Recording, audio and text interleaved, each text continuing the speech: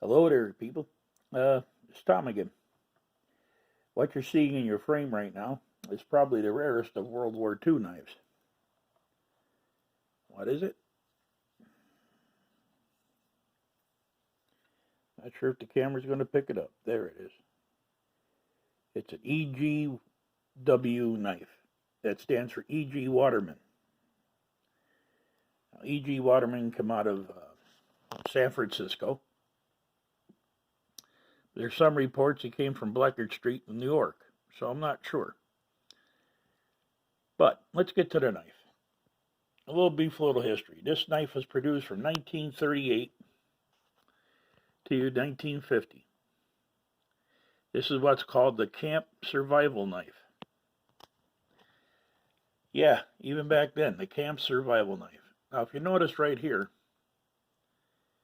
these are wood scales. Highly varnished wood scales. Okay? There is a ring on the back of the pommel here, and what that was used for is to hang a lanyard around your neck so that you wouldn't lose the knife in case you dropped it in a boat or at night while you're using it. So, this has a swedge up here, as you can see. It's got a 5-inch blade, but actually a 4-inch cutting edge because of this mess right here. It's a saber grind, 1095, sharpened to a 58 hardness, which was unusual for the knives in them days. But this baby is absolutely a razor. It does have a bottle lifter because in the day, when this knife was made, everything that was bottled had a cap that you lifted off with a bottle opener. Cap lifter right there. Now, it's got a steel guard. Right behind that steel guard is a brown bakelite substance. That's all I can tell you. It's a ring that, keeps everything put together. Wood handles are contoured, both top and bottom, and side to side. It's a very thin blade, it is, or very thin handle. The reason why I'm not calling these scales is because this is a handle it slides on. In the back here, the same thing with the brown bakelite. You can see it is kind of messed up. This is a full tang knife. And like I said, there's an O-ring through it and a metal pommel that's here you hanging around your neck so you don't lose it at night. What got me the most with this knife is I wanted it for my World War II collectibles, and it turns out that when I researched the knife, this was marketed as a camp survival knife in 1938. Camp survival knife. Some listings just said camp. A lot of them said camp survival. You could order it through Montgomery Ward's catalog. You could order it through Field and Stream. It was this particular model, I believe, was $398 at the time. We're talking, let's just say World War II, because I think the advertisement was 1944. So at that time,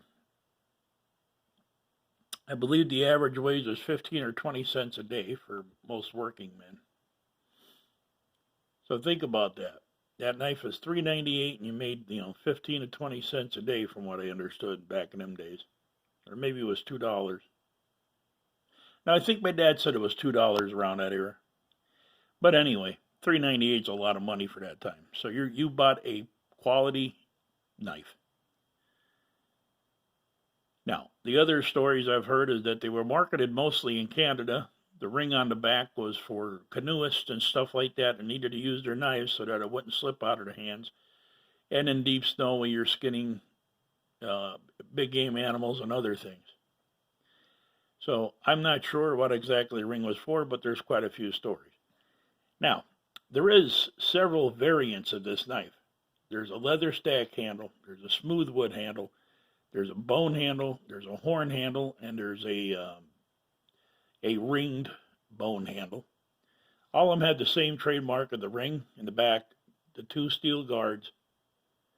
Now, the blade length varies from this 5-inch up to a 7 1/4 inch without the bottle cap, but basically same blade shape. There's another one that's got a spear point looking blade on it without the bottle cap, and there's another variant of this knife and a combat blade that has ridges on the back, and I forget what they said the ridges were for, but they were supposedly for cutting through fuselages of planes. That's what it was. So, like I said, the knife is 5 inches long. It's 3/16 thick. It's got a nice little swedge up here in front. The reviews I've read on this knife is that this thing is of exceptional quality. As far as holding the knife and using the knife, let me tell you, I've been playing with it for a few hours now. And boy, that thing just, it doesn't get lost in your hand. It just falls into your hand. Now, I wouldn't advise batoning this because of this little right here. I wouldn't advise it, but I don't see why you couldn't. I'm not going to, given the age of this knife. And as you can see, it is a full tang. That tang comes right through the knife. You can see there where it stepped down to go into the handle. But that's still 3/4 of the width of that knife, so that's the knife. The sheath, this is the original sheath.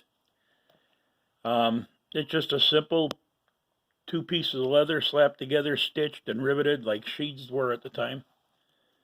The belt loop was cut into the top, and just 2 slits in this leather. And somebody had added a new retention strap. The retention strap was down here. And I believe there was one up here also. But, it's just your simple, basic sheath. For the year, it's held up well, and we'll get to restoring it and see if we can, or if we need to make a new one.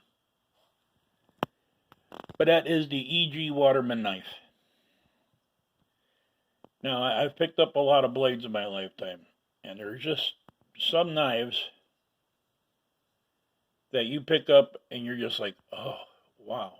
You don't have to use them. They just bring you the utmost confidence that is going to be one great woods knife for you. Generally speaking, that's exactly what this did for me. It almost spoke to me like, I am your knife for the woods this year. So, like I said, she is a razor. This is good steel. It's carbon 1095, so. But that's a good look at the E.G. Waterman. Like I said, it's one of the rarest World War II knives out there because they were all private purchase. They weren't issued. And this isn't cleaned up. This is just gotten like 4 or 5 hours ago. Look at the way it just falls into your hand. Everything is perfect. So hey, this is Tom. I hope you like these video reviews. We've got a couple of I've got 2 other fixed blades to review, vintage ones, and then we'll maybe start on some pocket knives. I've got a couple of K-bars and a couple of Remingtons and some Westerns.